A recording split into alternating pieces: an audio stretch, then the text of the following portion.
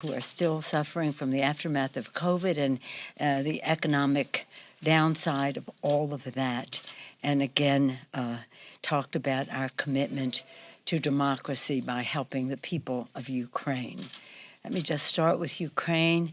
It's just amazing to see the diabolical actions taken by Putin as he has complete disregard for sovereignty, democracy, or human life, including civilian lives, and those of children. Very pleased that we had a very strong bipartisan resolution yesterday expressing support for the people of Ukraine and talking about our commitment for helping with their defense, helping with their economy, helping with their humanitarian needs. And then again, we will be, in our appropriations bill, we've received the president's request, having that under consideration now as to how we go forward. There's so much to be said about Ukraine, including just the most recent statement by the readout from the French on the Macron-Putin conversation. I don't know whose analysis it is, but the readout was that the worst is yet to come. There's more bad to come. So it's pretty horrible. So again, I want to salute the president. He, working with our allies, are presenting a united front against Putin. If his intention was to divide NATO and the West, not just NATO, but other countries, in fact, he has instead unified them even further in terms of their commitment to sovereignty, democracy, and peace.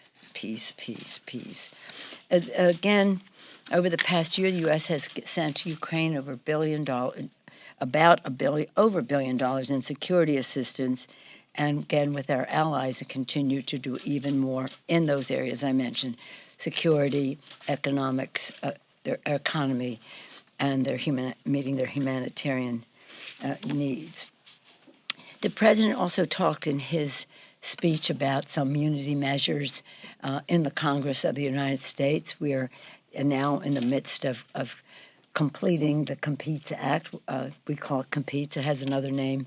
America Competes in 2022. The America Competes Act. They have a different name, but we have the same goal. It's about three things. It's about making chips, developing chips, $52 billion for chips and semiconductors. It's about addressing the supply chain needs, $48 billion to address the supply chain, to increase supply and therefore reduce cost and make us independent and self-sufficient as a country by not depending on the needs of some countries, the supplies of some countries of concern. And then the third part, which is about education and research and STEM research, science, technology, engineering, and math, in order to have more diversity and more everyone participating in the economic security and prosperity of our country. The president also talked about what we can do in some other areas in fighting cancer, opioids, issues like that, where I think we do have common ground and can participate. And he talked about our veterans in that unity message. And in that, he talked, and I was particularly excited about honoring the PACT Act. Some of you have heard me say before, this goes way back 40 years for me as a chair of the California Democratic Party when I went with Dick Gregory to be part of a hunger strike with our Vietnam vets who were protesting against the use of Agent Orange and what it meant to their health after the war. It took us a very long time to address those concerns. In fact, we didn't really complete it until a few years ago when we addressed the Blue Water, the Navy, part of that. But we can't wait that long for the burn pits. So right now on the floor, we are just gaveling down, and that's why I was running a little bit late, the burn pits legislation, where our young people, our men and women in uniform, whatever their age, find themselves in harm's way to fight for our freedom are also in harm's way because of the burn pits. And they have cancer after the fact. Sometimes it doesn't even come until 6, 7 years later. But the fact is, if they were present, there is a presumption that is a relationship. We had a press conference yesterday on it. We had our amendments yesterday. Today we passed the bill, and now we will work with the Senate to make it easier and healthier for our, it's a cost of war. And it really amazed me, and I'm rarely amazed and surprised around here. But for the Republicans to go to the floor and say, the veterans really don't want this help with their help because it's going to cost money. And they're more concerned about the budget of the budget than they are about their health. Oh, really? You just gave tax cuts in 2017 to the richest people in America. Tax cuts for the rich, cancer for our veterans. That's how we see this discussion and this debate. That's Mr. Raul Ruiz, who's been a very important part of all this, says it, and I agree with him.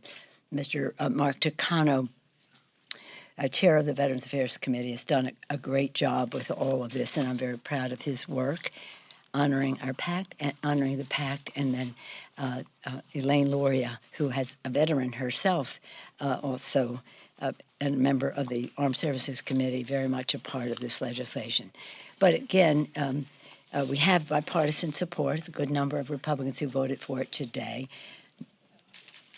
A larger number did not, but nonetheless, it's a bipartisan bill. So getting back to the State of the Union, I was very proud of what the president had to say about Ukraine, what he had to say about our veterans, what he had to say about our country's future, and the priorities that he put forth where he saw places where we could be unified, Democrats and Republicans, in coming together on all of this. We are in the midst of putting together our omnibus bill, so I'm going to have to run. We are also in the midst of putting together our competes bill, and both of them, the omnibus has a shorter fuse, but both of them need to be done as soon as we possibly can. With that, I'll be happy to take any questions you may have. Yeah. Why don't you go first this time? Obviously, the 1-6 committee had a filing last night, and I know you don't want to talk directly about their work. That's right. But let me ask you, obviously you don't want to talk about their work, but that said, when you were on the dais on January 6th, yes, your security detail rushed you out. Right. Did you think that the threat was there, that they were trying to overturn the election, the mob outside the building? Because that's what's reflected in the filing today. What did you think was going on when that happened on January 6th? Frankly, my concern was for the safety of my members, if you want to know what I was thinking. I was thinking about the safety of my members, the safety of our staff, the safety of the press who were covering us. So I was totally consumed, and I didn't want to leave because I was like, well, But again, that totally consumed my thoughts. You didn't think this was a threat to the electoral college and the integrity of the election at that moment? I thought it was a threat to our democracy, our Constitution, and the Capitol building, and all that entails. Jake? On the omnibus, can we get an update on where you are? I mean, it seems like there's a bunch of riders still outstanding, and furthermore, on the $22.5 billion in COVID money, Republicans are balking at that. How do you see the state of play? Well, the appropriators will be negotiating all of this. The fact is, the $22 billion for COVID is absolutely necessary. In fact, we probably will need more as we need more therapies. One of the pieces of this is to buy the pills that will be. You get a sign, you take the pill. It's no longer about something being a sub-freezing temperature, only having a shelf life of a certain amount of days. This is science. This is going forward. So I would hope that they would see the wisdom of the science of what we need to do in terms of COVID, because the last thing we need is more transmission. Transmission is where variants are created. A new variant is a new challenge. So let's do as much prevention or early intervention as we can. And I would hope that now how they pay for it and this or that, that's a negotiation there. And What was the other Ukraine part? money, do you plan on pushing that out as a separate vote? And then how do you plan on handling the Ukraine money? Well, at the present time, the fastest way for us to get the Ukraine money is for us to have it on this legislation. So we'd hope that we can just come to agreement to putting it forth. And it's about, again, humanitarian assistance. It's about security assistance, and it's about economic assistance for them. So it's very important, and this is the legislative process. We will. I'm an appropriator, so I'm always trusting that left to their own devices, the appropriators, Democrats, Republicans, House and Senate, understand the urgency of meeting the needs of the American people as we keep government open. And in this case, we have a pandemic to address and the challenge that we face in Ukraine, and hopefully that will be Ukraine and COVID will be emergency. It will be emergency. They won't be part of the regular budget caps and the rest. Yes, ma'am. Madam Speaker, average gas prices in the Bay Area surged above $5 a gallon for the first time ever in history. So About $5 a gallon. Yeah, above $5 a gallon. Yeah. So how high do gas prices need to get before you would support something like opening up federal lands to drilling? Well, let me just say that the issue of the price of gas and the price of oil is directly related to what is happening in the Ukraine. Doesn't mean it can't go up and down without a Russian diabolical intervention into a sovereign country, but it is related to that. And I heard a parliamentarian from Ukraine today saying, our people are being killed, our country's being overrun, and people are complaining about paying a little more for the price of gas. Well, we don't want people to have to pay a little more for the price of gas. And one of the suggestions that has come up is that we have a holiday from the gas tax. I bring that up because that's what we've heard the most of. And that sounds good. But do you know that there is no guarantee that the oil companies pass that reduction on to the consumer? And it's very hard to write a bill that requires them to pass it on to the consumer. You think that it's at the pump, it's the consumer paying it, comes off, but that's not the way it works. So I think that if we can have a holiday that guarantees the consumer benefits rather than more profits for the oil companies, that would be a path that we can take. The President has already talked about releasing oil from as he already has done from the sprawl and others. But I'm not for drilling on public lands. Yes, ma'am. Just to follow up on Chad's question with respect to what you and every member experienced, and given this filing that the committee released last night, do you believe former President Trump should be held criminally responsible? I'm not going to for answer any January 6th? questions about what the committee is doing. They have their independence. I've kept myself completely separate from their actions, and I have no intention of commenting on them except to thank them for seeking the truth and seeking the truth so that the American people know what the assault was on our Constitution, our Congress, our Capitol. Capitol, that's easy. You just repair it. The traumatic effect on our workers and the rest, harder to repair. It was a terrible thing. And again, seeking the truth is very important, and it won't be happening with my answering questions in here.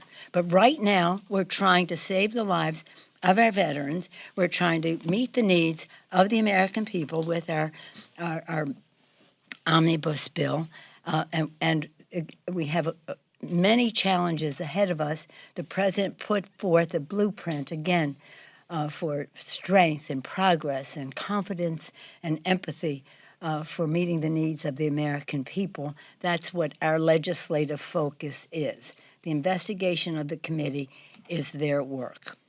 Yes, ma'am. Yes. Madam Speaker, there's been a push by some Democrats to ban the import of Russian oil. And I believe that Senators Manchin and Murkowski are going to put forth a bill on that today.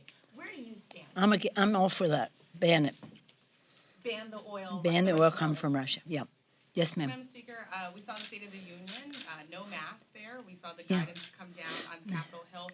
Is it time to reopen the Capitol to visitors? And could this be the last extension of proxy voting in the House? No, that's up to the Capitol physician. That we take all of our guidance from there, including opening the House. I think you'll see an unfolding now of the Capitol opening. It's about COVID, and it's about security. Mostly, it's about COVID, though, and so that will be up to the sergeants at arms, and it will be up to the Capitol physician, and we just take our guidance from them. I mean, we were very fortunate that they came to the conclusion that all members could participate in the State of the Union address, but it was up to them. We could not make that call. Yeah. Yes, sir. Yes, sir. Speaker, on the last question on the State of the Union, Yeah. we did see numerous outbursts from Representatives Boebert and Green during President Biden's speech. As I'm sure you probably remember, when Congressman Joe Wilson yelled "You lie" at President Obama in 2009, the House actually passed a resolution of disapproval on that. We haven't heard any talk of that now, but I'm wondering just what is your reaction to those outbursts? Should any action be taken, and what does it say about the House? Let me just say this. I agree with what Senator Lindsey Graham said. Shut up. That's what he said to them. I think they should just shut up. Thank you all very much.